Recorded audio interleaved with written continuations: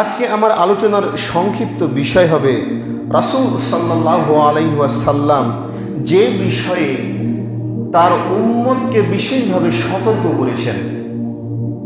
আল্লাহ রব্বুল আলামিন পবিত্র কোরআনের মধ্যে বহু জায়গায় বর্ণনা করেছেন যে কোরআনের কথা বর্ণনা করে সর্বপ্রথম বলছেন সূরা বাকারার মধ্যে যে শাহরুর রমজানাল্লাযী উনজিলা ফীহিল কুরআন হুদাল লিন-নাস ওয়া বাইয়িনাতিন মিনাল হুদা ওয়াল ফুরকান। আল্লাহ রাব্বুল আলামিন বলছেন যে রমজান মাসে আমি আমার এই পবিত্র কোরআনকে সৃষ্টি করেছি এবং এই কোরআনকে এর কারণে সৃষ্টি করেছি যাতে মানুষ ভালো মন্দ, ন্যায় অন্যায় বিচার বিশ্লেষণ করতে পারে। আল্লাহ রাব্বুল আলামিন এর কারণে সৃষ্টি করেছেন। আর এই পবিত্র কালাম কিতাবুল্লাহ, আল্লাহর এই গ্রন্থ হলো মানব জাতির হেদায়েতের জন্য একটা পথ প্রদর্শক। এই আল কোরআন, এই কোরআন রাসূল পাক সাল্লাল্লাহু আলাইহি সাল্লামের মাধ্যমে আল্লাহ রাব্বুল আলামিন সারা পৃথিবীর মানুষের মধ্যে প্রচার করেছেন। কোনটা মানুষের জন্য ন্যায়, কোনটা অন্যায়, কোনটা হালাল, কোনটা হারাম, প্রত্যেকটা বিষয়ে আল্লাহ রাব্বুল আলামিন সুস্পষ্ট করেছেন। এছাড়াও আল্লাহ রাব্বুল আলামিন তার প্রিয় হাবিবের মাধ্যমে তার সুন্নাহ যে সহিহ হাদিসগুলো বর্ণনা করছেন, এটাও মানুষের হেদায়েতের জন্যই বর্ণনা করছেন। তো রাসূল সাল্লাল্লাহু আলাইহি সাল্লাম তার উম্মতকে অনেক বিষয় সতর্ক করেছেন। কেন করেছেন? তার কারণ হলো যে এই জিনিসগুলো উম্মতের জন্য অত্যন্ত ভয়ানক এবং ক্ষতিকারক। তাই তিনি এই সব বিষয়ের প্রতি বারবার জানিয়ে দিয়েছেন যে এটা কতটা ভয়ানক এবং বিপজ্জনক। তো এই সম্পর্কে সহিহ তিরমিজি, মুসনাদে আহমদ এবং দারিমির মধ্যে হাদিস বর্ণনা করা আছেন যে কাব ইবনে মালিক রাদিয়াল্লাহু তাআলা আনহু হতে বর্ণিত রাসূল সাল্লাল্লাহু আলাইহি ওয়াসাল্লাম বলেছেন, ছাগলের পালে দুইটি ক্ষুধার্ত নেকড়েকে ছেড়ে দিলে যতটা না ক্ষতি করবে তার চেয়ে মানুষের সম্পদ এবং সন্তান এর প্রতি লোভ লালসা দিনের জন্য বেশি ক্ষতি করবে। কি বুঝলেন? রাসূল সাল্লাল্লাহু আলাইহি ওয়াসাল্লাম বলছেন যে একটা ছাগলের পাল তো বুঝেন, একটা পালের মধ্যে যদি ক্ষুধার্ত নেকড়েকে ছেড়ে দেওয়া হয়, হয়তোবা সে 2টা থেকে 3টা ক্ষতি করবে, হয়তোবা 1টাকে সে মেরে ফেলবে, যতটুকু খাবার প্রয়োজন ততটুকু খাওয়ার পরে সে চলে যাবে। কিন্তু রাসূল সাল্লাল্লাহু আলাইহি সাল্লাম বলছেন যে এই আমার উম্মতের এই নেকড়ের চাইতে ভয়ানক বিষয় হলো সম্পদ এবং সন্তান। বলছে 1টা বা 2টা নেকড়ে যতটা না বেশি ক্ষতি করবে, এই সম্পদ এবং সন্তান এর চাইতে বেশি ক্ষতি করবে। বিশ্বাস হয় না? দেখবেন যে আদম সন্তানের কি পরিমাণ আল্লাহ রাব্বুল আলামিন মন যে সৃষ্টি করেছেন, পেট ভরাতে পারবেন না। আল্লাহ রাব্বুল আলামিন এই সূরা তাকাসুরের মধ্যে কি বলছেন? আলহাকুমুত তাকাসুর, যে মানুষ হচ্ছে অতি লোভে নিমজ্জিত থাকে, হাত্তা যুরতুমুল মাকাবির, যতক্ষণ পর্যন্ত না এই মানুষ, এই ইনসান কবরের মধ্যে ঢুকবে। সহিহ বুখারীর 6 হাদিসের মধ্যে বর্ণনা করছেন রাসূল সাল্লাল্লাহু আলাইহি সাল্লাম যে আদম সন্তানকে যদি এক উপত্যকা পরিমাণ, এক পাহাড় পরিমাণ স্বর্ণ, রৌপ্য, হীরা জহরত দেওয়া হয়, আদম সন্তান দ্বিতীয়টির জন্য অপেক্ষা করবে। আদম সন্তানকে যদি দ্বিতীয় ওই উপত্যকা পরিমাণ, পাহাড় পরিমাণ স্বর্ণ মুদ্রা দেওয়া হয়, আদম সন্তান তৃতীয়টির জন্য অপেক্ষা করবে। আদম সন্তানের পেট পূর্ণ হবে না, সেই দিনই পেট পূর্ণ হবে হাত্তা যুরতুমুল মাকাবির, যতক্ষণ পর্যন্ত না তারা কবরের মধ্যে ঢুকবে। তাহলে এর অন্য গুরুত্বপূর্ণ বিষয় হলো ইসলামের সবচাইতে যে জিনিসটা ক্ষতিকর সেটা হলো মানুষের সম্পদ এবং হলো সন্তান। আপনি দেখবেন যে আপনার সন্তান যদি খারাপ কাজও করে, আপনি হয়তোবা 2-4টা চর দেবেন, কিন্তু পরে মহব্বত লাগবে। হয়তোবা দেখবেন যে আপনার সন্তানকে ছেড়ে দেবেন, কেন? ওই যে মহব্বত সৃষ্টি আছে। আর সম্পদ এমন একটা ভয়াবহ জিনিস, দেখবেন যার 2 বিঘা আছে 3 বিঘা কেনার চেষ্টা করে, 10 বিঘা আছে 20 বিঘার জন্য, মানুষের অর্থ দেখবেন কারো কম হয় না। এই জন্য বলছে যে এতটা ক্ষতিকারক জিনিস হচ্ছে এই সন্তান এবং সম্পদ, যা নেকড়ে বা একটা পালের মধ্যে ক্ষতি করতে পারবে না। দেখুন, এই সম্পর্কে সহিহ তিরমিজি এবং মুসনাদে আহমদের মধ্যে আরেকটা হাদিস বর্ণনা করা আছে।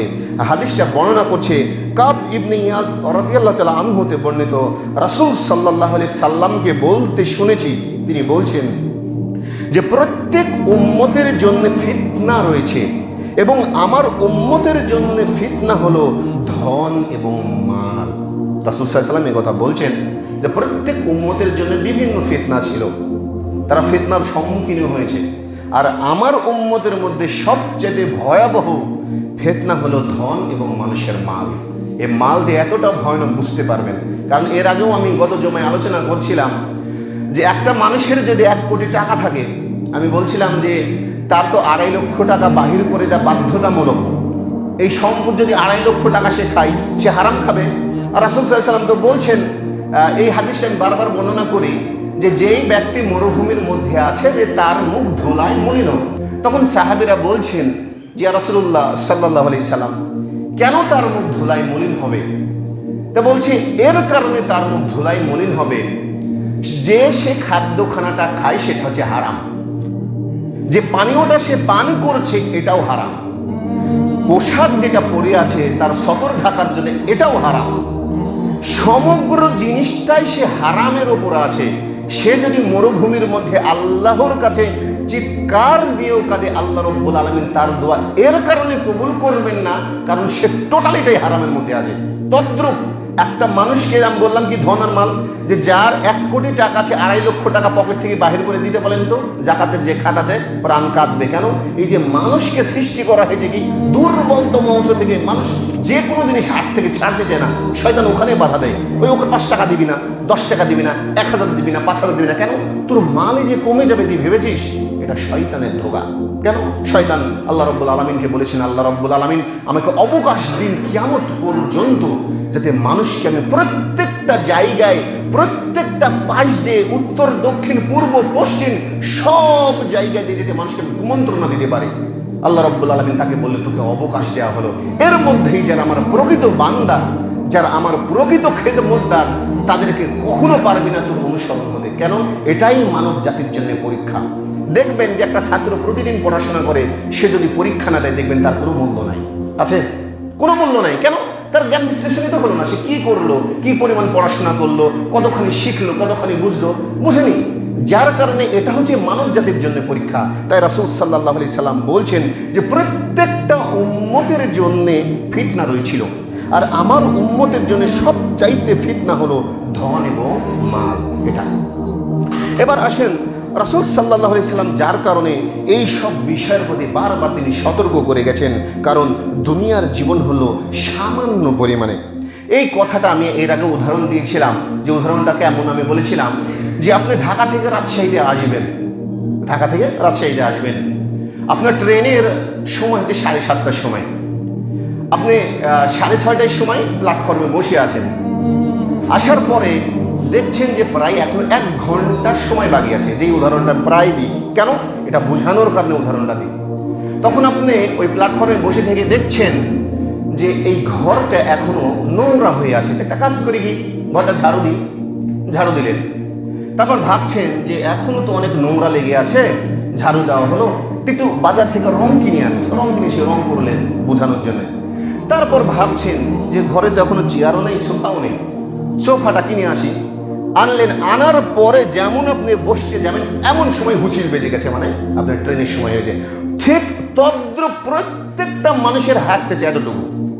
আপনি যখন দুনিয়াকে গোছানোর চেষ্টা করবেন, ভাবছেন যে আমার সন্তান বড় হবে, ভাবছেন যে আমি মাল একটু বাড়িয়ে নিই, ভাবছেন যে আগামীকাল আমি সম্পদ দান করব, হয়তো আগামীকাল থেকে জোহর থেকে মাগরিব থেকে সালাত আদায় করব, বা মানুষকে ভালো কিছু দেবো, সময় পাবে না। কেন? এই যে গতকালকে আপনি জানেন যে আমাদের এলাকার একজন বিখ্যাত ভালো আলেম ছিলেন আবু বকর সিদ্দিক সাহেব, তিনি কিন্তু স্ট্রোক করে মারা গেছেন। জানেন কি? শুনেছেন কি কথা? মারা গেছেন তিনি স্ট্রোক করে, 55 বছর বয়সে, নামও পড়া, যেটা স্ট্রোক করে মারা গেছেন। তো তিনি, আমি যতটুকু জানি যে 2-3 মাস আগে একটা বিবাহ করেছেন।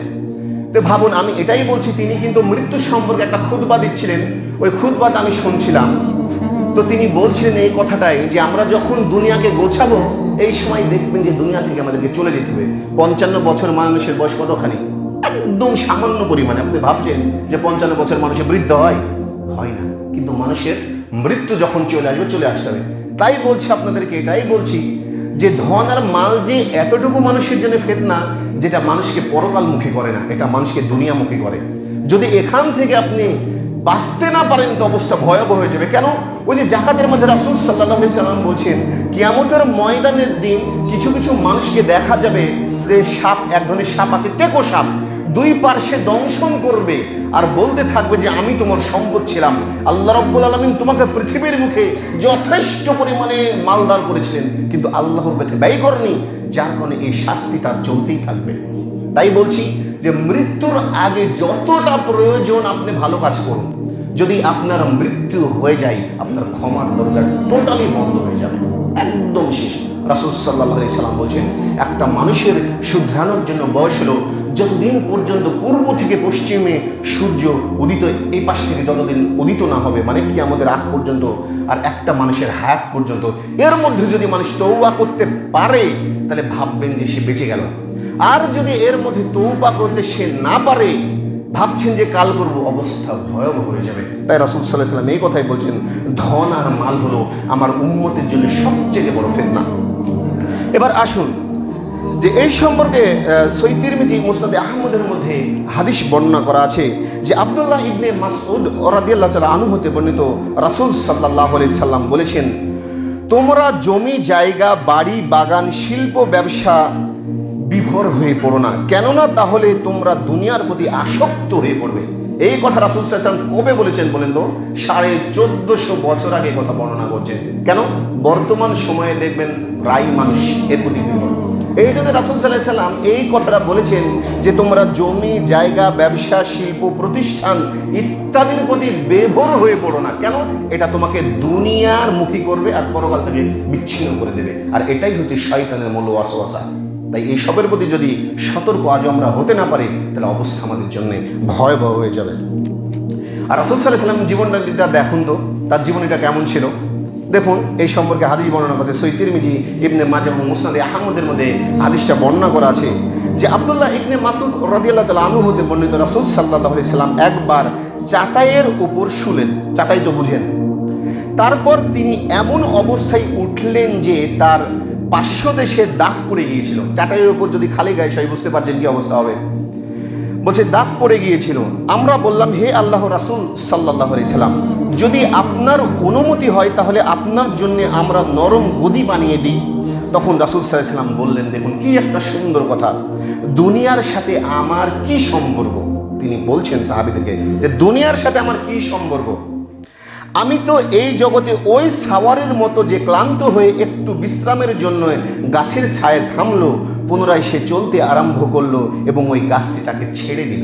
কি বুঝলেন এই হাদিস দ্বারা? তো বলছে আমি ওই সাওয়ারের মতো, একটা মানুষ মনে করেন ক্লান্ত হয়ে গাছের ছায়ে বসে আছে, তারপর থামলো, তারপর ওখান থেকে নির্দিষ্ট সময় পর চলে যেতে হবে। মানে একটা মানুষের নির্দিষ্ট যে হায়াত আছে, তারপর মানুষকে অবশ্যই কবর যেতে হবে। এই জিনিসটা বুঝতে হবে। রাসূল সাল্লাল্লাহু আলাইহি ওয়াসাল্লাম কিন্তু এটাই বলছেন তার উম্মতকে, কিন্তু এটা আমরা আসলে কখনো কল্পনাই করি না। দেখবেন যে যত ইসলামিক কাজের মধ্যে যত ভালো কাজ থাকবে, এর মধ্যে মানুষ বাধা সৃষ্টি করে। শেষ সময় আমি এটা বলবো কি কারণে বলছি।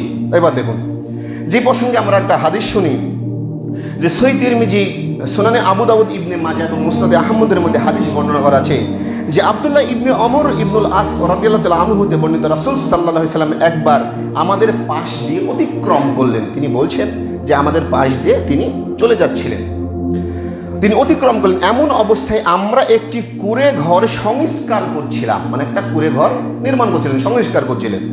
তিনি বললেন, এটা কি? আমরা বললাম, কুঁড়ে ঘরটি দুর্বল হয়ে ভেঙে পড়ার উপক্রম হয়েছিল ইয়া রাসূলুল্লাহ সাল্লাল্লাহু আলাইহি সাল্লাম, তাই আমরা মেরামত করছি। তিনি বললেন, আমি ব্যাপারটিকে অর্থাৎ মৃত্যুকে এর চাইতেও নিকটবর্তী ভাবছি।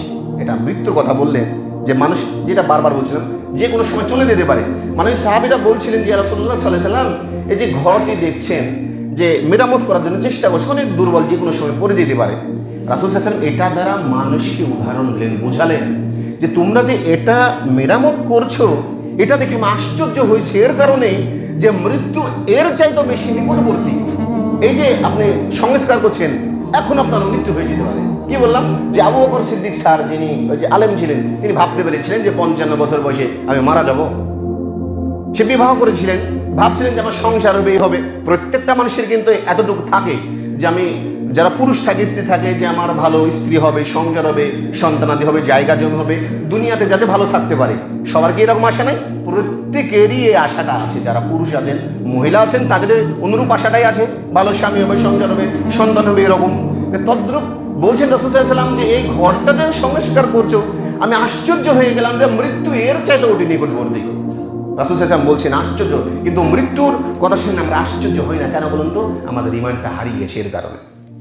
এবার দেখুন যে কেন আমাদেরকে একদিন চলে যেতে হবে, আর আমাদের পাপ কেন বেশি হয়। আপনাদেরকে এর আগে আমি ঘটনাটা বলছিলাম যে মানুষের পাপ হবে, কিন্তু কম পরিমাণে হবে যদি আখিরাতের চিন্তা ভাবনা করেন। কেন? এই গল্প আমি উপদেশমূলক বারবার বলেছিলাম যে এক রাজ্যে দুই বন্ধু ছিল। আপনারা জানেন গল্পটা। একজন রাজা বন্ধু এবং প্রজা বন্ধু, এটা হচ্ছে মানুষকে উদাহরণ দেওয়ার জন্য বারবার আমি টেনে আনি।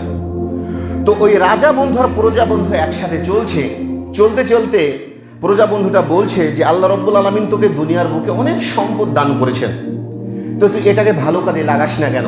আমি মাঝে মধ্যেই শুনি যে তুই নারী নিয়ে ফুর্তি করিস, মদ খাস। তুই রাজাতে বলছে রাজাদের একটা দাম্পত্য, একটা অহমিকা বোধ না থাকলে রাজার কি মানে হয়? তো বলছে জানিস আমার দ্বারা পাপ খুব কম হয়। কে বলছে? ওই প্রজা বন্ধু। যে কিভাবে? সে আমি প্রত্যেকটা দিন মৃত্যুর নাম জপি, যে মৃত্যু মৃত্যু মৃত্যু। সে তুই একদিন নামটা জপিস তো তাহলে এই কাজটা হবে না। তো পরদিন রাজা বন্ধু এসে প্রজা বন্ধুকে বলছে যে আমি সারা রাতেই নাম জপেছি মৃত্যু মৃত্যু মৃত্যু, কই আমার তো এই মূল মানসিকতা হয়নি। তখন বলছে রাজা বন্ধুটা যে তুই আমার একটা শর্ত গ্রহণ কর। কি? একদিনের জন্য তুই এই রাজ্যের রাজা হয়ে যা, দেখি তুই কি করতে পারিস। তো ওকে রাজ্যের রাজা দিয়ে দিয়েছে। তখন প্রজা বন্ধু বলছে যে কাল সকাল 6:30টার সময় তোর মৃত্যুদণ্ড। রাজা অবাক যে আমি আমার বন্ধুকে এইমাত্র রাজ্যের ভার দিলাম, একদিনের রাজার জন্য আমাকে মৃত্যুদণ্ড দিল। একটা ঘর, সুন্দর জলসা ঘরে রেখেছে, ওখানে মদ দিয়েছে, যত সুন্দর রাজ্যের নারী আছে সেটাও দিয়েছে। ওই রাজা চিন্তা করছে যে কাল সকাল 6:30টার সময় আমার মৃত্যু হবে। তারপর করেছে কি, যখন 6:30টার আগে বন্ধু এসে বলছে তাকে যে হে বন্ধু, তুই কি কোনো খারাপ কাজ করতে পেরেছিস? বলছে পাগল নাকি, খারাপ কাজ মানে? কিছুক্ষণ পর তোমার মৃত্যুদণ্ড, মানে আমার মৌত দিয়ে দিবে, আর তুই বলছিস যে আমি খারাপ কাজ করবো মানে? তখন বলছে আমি তোকে মৃত্যুর নাম জপতে বলেছিলাম এইভাবে। তাই প্রত্যেকটা মানুষকে স্মরণ করা উচিত যে আমার যে কোনো সময় মৃত্যু হতে পারে। এর দ্বারা কি বুঝলেন? যে একটা মানুষের যদি মৃত্যুর অবস্থা আসে, যদি জানানো হয় যে বাবা কাল তোমার সকাল 10টার সময় মৃত্যু, ওই ব্যক্তি দেখবেন খারাপ কাজ করতে পারবে না। কেন?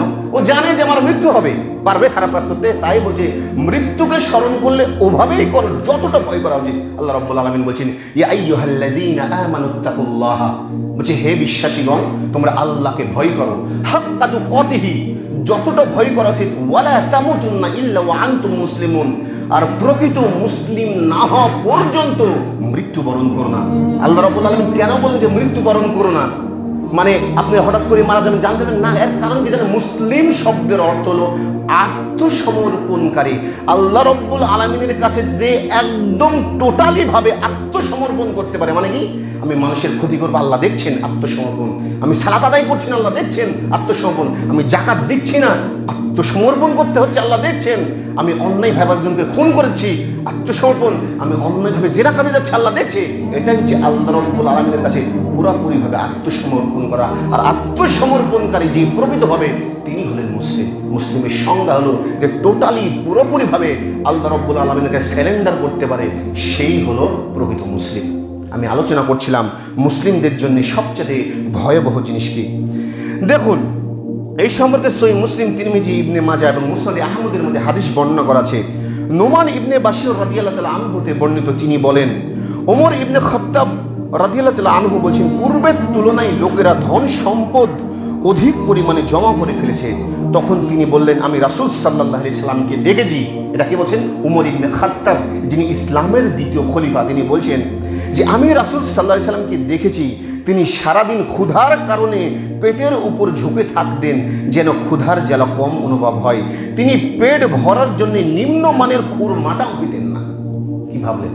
দেখুন, যিনি সারা পৃথিবীর শেষ রাসূল এবং নবী, যার শাফায়াত ছাড়া কাল কিয়ামতের ময়দানে কোনো মানুষ যেতে পারবে না, এই ব্যক্তিটা, এই মহামানবটার কথা বর্ণনা করছেন ওমর ইবনে খাত্তাব। তিনি কি বলছেন যে অধিক পরিমাণে মানুষ যে ধন সম্পদ জমা করছে, আমি রাসূল সাল্লাল্লাহু আলাইহি সাল্লামকে দেখেছি, তিনি ক্ষুধার কারণে ঝুঁকে থাকতেন পেটের উপর, এমনকি ক্ষুধা নিবারণের জন্যে নিম্নমানের খেজুরটুকু তিনি খেতে পেতেন না। দেখেছেন কি অবস্থা। আর আল্লাহ রাব্বুল আলামিন আমাদেরকে এতটাই যে সম্পদ দিয়েছেন, অর্থ দিয়েছেন, এমন কোনো লোক বলতে পারবে যেখানে 2 বেলা কোনো লোক খেয়ে নাই? এটা কোনো লোক খুঁজে পাওয়া যাবে না। অথচ দেখবেন এই বিষয়ের মধ্যে একদম আমরা গাফেল। তাই আমি বলি যে আল্লাহ রাব্বুল আলামিন যে নিয়ামত দিয়েছেন, সুস্থতা, ধন সম্পদ, অর্থ, এর জন্য আল্লাহর কাছে আপনাকে আত্মসমর্পণ করা লাগে। কি অবস্থা যে হবে আল্লাহ রাব্বুল আলামিন ভালো জানেন। সহিহ ইবনে মাজার মধ্যে বর্ণনা করা আছে, হাদিসটা বর্ণনা করছে যে আবুল আব্বাস সাহল ইবনে সাদ রাদিয়াল্লাহু তাআলা আনহু হতে বর্ণিত এক সাহাবী রাসূল সাল্লাল্লাহু আলাইহি সাল্লামের কাছে এসে বললেন যে, হে আল্লাহর রাসূল সাল্লাল্লাহু আলাইহি সাল্লাম, আপনি আমাকে এমন কাজ বলে দিন যাতে মহান আল্লাহ এবং লোকেরা আমাকে ভালোবাসবে। মানে উনি এসে বলছেন, রাসূল সাল্লাল্লাহু আলাইহি সাল্লাম বলছেন, তুমি দুনিয়ার প্রতি বিতৃষ্ণা আনো। বলছেন দুনিয়ামুখী হয়েও না, বিতৃষ্ণা আনো, আল্লাহ ভালোবাসবেন তোমাকে। ধন সম্পদের প্রতি বিতৃষ্ণা আনো, লোকেরাও তোমাকে ভালোবাসবে। দেখবেন যে যেই লোকের ধন সম্পদ নাই তার কোনো টেনশনের পরিমাণ অনেক কম। আর দেখবেন যে লোকের ব্যবসা প্রতিষ্ঠান, সম্পদ অনেক বেশি, তার রাতে কোনদিন ঘুমায় না। কেন ঘুমায় না? মনে হয় ওখানে এটা করতে হবে, এটা করতে হবে, আমার মাল নষ্ট হয়ে গেল, মাল কি ঠিক মতন যাবে, পৌঁছাবে, এর কারণে ঘুম হয় না। তাই রাসূল সাল্লাল্লাহু আলাইহি ওয়াসাল্লাম এটাই বলছেন যে তোমাকে মানুষও ভালোবাসবে, আল্লাহ ভালোবাসবে যদি এই কাজটা করে। কি বললেন? দুনিয়ার প্রতি তুমি বিতৃষ্ণা আনো, এক। আর 2 নম্বর বলছেন যে দুনিয়ার প্রতি বিতৃষ্ণা আনলে আল্লাহ রাব্বুল আলামিন তোমাকে যেমন ভালোবাসবেন, আর ধন সম্পদের প্রতি বিতৃষ্ণা আনো, লোকেরাও তোমাকে ভালোবাসবে। এটা বলছেন রাসূল সাল্লাল্লাহু আলাইহি সাল্লাম। এবার দেখুন রাসূল সাল্লাল্লাহু আলাইহি সাল্লাম যে যাদের ব্যাপারে বলেছেন যে এরা ধ্বংস হোক, তাদের ব্যাপারে বলেছেন এই হাদিসের সহিহ বুখারী, তিরমিজি এবং ইবনে মাজার মধ্যে যে আবু হুরায়রা রাদিয়াল্লাহু তাআলা আনহু হতে বর্ণিত রাসূল সাল্লাল্লাহু আলাইহি সাল্লাম বলেছেন, ধ্বংস হোক দিনারের গোলামের। দিনার মানে স্বর্ণ মুদ্রা, আর দিরহাম মানে রৌপ্য মুদ্রা। রাসূল সাল্লাল্লাহু আলাইহি সাল্লাম বলছেন ধ্বংস হোক দিনারের গোলামের, ধ্বংস হোক দিরহামের গোলামের। যে ব্যক্তি উত্তম পোশাক আশাক ও চাদরের গোলাম হয় সেও ধ্বংস হোক। যদি তাকে দেওয়া হয় তাহলে সে সন্তুষ্ট হয়, আর না দিলে আল্লাহর প্রতি অসন্তুষ্ট হয়। দেখবেন এই লোকের সংখ্যা আমি বলেন আপনার অনেক বেশি। আল্লাহ রাব্বুল আলামিন যদি কাউকে সম্পদ দেন, তখন আমরা ওই অবস্থা দেখে বলি যে আল্লাহ আমাকে কেন দেয় না, বোধহয় আল্লাহ রাব্বুল আলামিন আমাকে দেখতে পান না। অথচ রাসূল সাল্লাল্লাহু আলাইহি সাল্লাম বলছেন সেই প্রত্যেকটা গরিব, যারা গরিব, প্রকৃতপক্ষে গরিব ব্যক্তি, এরা ধনীদের চাইতে 500 বছর আগে জান্নাতে যাবে। সুবহানাল্লাহ। কেন যাবে? ওই যে যদি সে সূরা মুমিনুনের 5টা আয়াতের মধ্যে থাকে, কদ আফলাহাল মুমিনুন, 1 নাম্বার মুমিনরা আল্লাহ রাব্বুল আলামিন বলছেন সফলতা অর্জন করেছে। আল্লাযীনা হুম ফি সলাতিহিম খাশিউন, যারা নামাজের বিষয়ে, কার বিষয়ে? সালাতের বিষয়ে। কার বিষয়ে? প্রার্থনা। প্রার্থনা, সালাত, নামাজ একটাই কথা, নামাজের বিষয়ে নম্র ভদ্র। যারা যাকাত দেয়। ওয়াল্লাযীনা হুম আনিল লাগবি মুরিদুন, যারা অনর্থক কথাবার্তা হতে নির্লিপ্ত থাকে, যারা আজে বাজে কোনো কথাবার্তা বলে না। ওয়াল্লাযীনা হুম লিফুরুজিহিম হাফিজুন, যারা নিজেদের গোপনাঙ্গ যেগুলো আছে যারা সংযত রাখে, এরাই হলো প্রকৃত মুমিন। আল্লাহ রাব্বুল আলামিন এই সব যারা গরিব, দুর্বল, মাজলুম শ্রেণীর লোক, এদেরকেই বলেছেন এরা ধনীদের 500 বছর আগে জান্নাতে যাবে। সুবহানাল্লাহ। দেখুন আমরা অনেকেই দেখবেন যে অনেক গরিব আছে, অনেকেই, আমাদের বাংলাদেশের অধিকাংশ মানুষ কিন্তু গরিব শ্রেণীর মধ্যেই পড়ে। অথচ দেখবেন যে তার সংসার চলে না। দুঃখজনক বিষয় যে কথা বলি যে একটা মানুষের সংসারে, মনে করেন গরিব, তার সংসার 6-7টা করে সে সিগারেট খায়। একটা সিগারেটের দাম কত টাকা? 6 টাকা। দেখবেন সংসারে টানা পোড়ান, ওই 6টা জায়গায় 6 36 টাকা। বলুন তো এই 36 টাকা অযথা খরচ করলো। 1। 2 নাম্বার, তার সংসারে কোনো কাজে আসলো না। 3 নাম্বার, আল্লাহ রাব্বুল আলামিনের কাছে তো সে খারাপ হয়ে গেল। কেন? রাসূল সাল্লাল্লাহু আলাইহি সাল্লাম বলছেন যে ব্যক্তি নিয়মিত নেশাদার দ্রব্য পান করে সে 40 দিনের ইবাদতের কল্যাণ থেকে বঞ্চিত থাকে, সে সব দিক দিয়ে মার খেল। এর চাইতে দেখবেন যারা নিম্ন শ্রেণীর লোক, তারা দেখবেন গাঁজাতেও আসক্ত। আমি যে কথা বারবার বলি, কেন বলি জানেন? এটা আপনাদের ভালোর জন্য বলি। বলার কারণ কি রে বাবা? ভালোর জন্য বলি। বলুন তো এই লোকের দ্বারা কিভাবে বলছেন যে ভালো কিছু হবে? ওই লোকগুলান তখন দোয়া করে আর বলে আল্লাহ রাব্বুল আলামিন কেন আমাদের দোয়া কবুল করে না? আসলেই বলেন তো দোয়া কবুল আসলেই হবে? 3 আর 2 যোগ করলে 5 হয়। যোগ করার কথা বলেছি। 3 আর 2 যোগ করলে 22 হয় না। বুঝতে হবে আপনাকে, যোগ করার কথা বলেছে। এখন আপনি 3 আর 2 যদি যোগ করে একটা শিক্ষকের কাছে 22 লিখে দেন, শিক্ষক তো হাসবে, আপনাকে 0 দেবে। আসলে শর্ত অনুযায়ী হয় না। তো আপনি যেই কাজগুলো করেন, আমি এর আগেও বারবার সতর্ক করেছি, কিন্তু আমি জানি মানুষ অত্যন্ত অকৃতজ্ঞ, এই কাজগুলো আমি বেশি করে।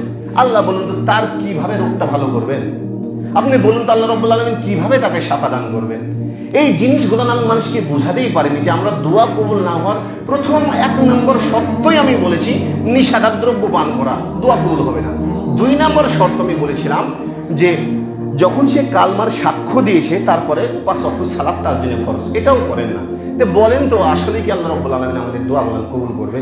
এই তো দেখলেন যখন আমরা এখানে সালাত আদায় করতে আসলাম, আল্লাহ রাব্বুল আলামিন তাদেরকে যাতে হেদায়েত দিক, আমি খারাপ কথা বলছি না, হেদায়েত দিক, আরো হেদায়েত দিক আল্লাহ রাব্বুল আলামিন। এই দেখলেন যে এখানে যে মাথার আছে কি পরিমাণে গানগুলান বাজছিল, তাদেরকে নিষেধ করে দিন। মানুষ নিজে সে পথভ্রষ্ট হবে, অন্যকে করবে। একটা জুমার দিন আল্লাহ রাব্বুল আলামিন সূরা লুকমানের মধ্যে বলছেন, যারা আল্লাহ রাব্বুল আলামিনের প্রদত্ত এই বাণীগুলোকে অস্বীকার করে ঠাট্টা বিদ্রুপ সহ গান বাজনা করে, তাদের জন্য রয়েছে অপমানজনক শাস্তি, আল্লাহ রাব্বুল আলামিন বললেন। আর যারা নর্তকীদের বেচাকেনা করে, যারা গান বাজনা করে, এদেরকে ভাড়া করে নিয়ে আনে, এদের জন্য রয়েছে অপমানজনক শাস্তি। দুনিয়ার বুকে এরা একদিন ফকির হয়ে যাবে। দেখুন এরকম কত লোক যে আছে, এর মধ্যে আছে তারা ফকির হয়ে গেছে, বাড়ি ভিটাও নাই। দেখবেন অনেক লোক নাকি বলে যে ওই বাবার নামে জমি দেশে, তার ভিটাটাও হারিয়ে গেছে বাড়ি থেকে। এতটুকু জানে না যে তার কি যে করছে রে বাবা। আমি এই হাদিসটা বারবার রাসূল সাল্লাল্লাহু আলাইহি ওয়াসাল্লাম বলছি, আমি প্রত্যেকটা উম্মতকে কোমর ধরে টানছি যাতে জাহান্নামের দিকে না যায়, অথচ তারা ওই জাহান্নামের দিকে ঝাঁপ দেয়। এই কথা আমি বারবার বলি। আর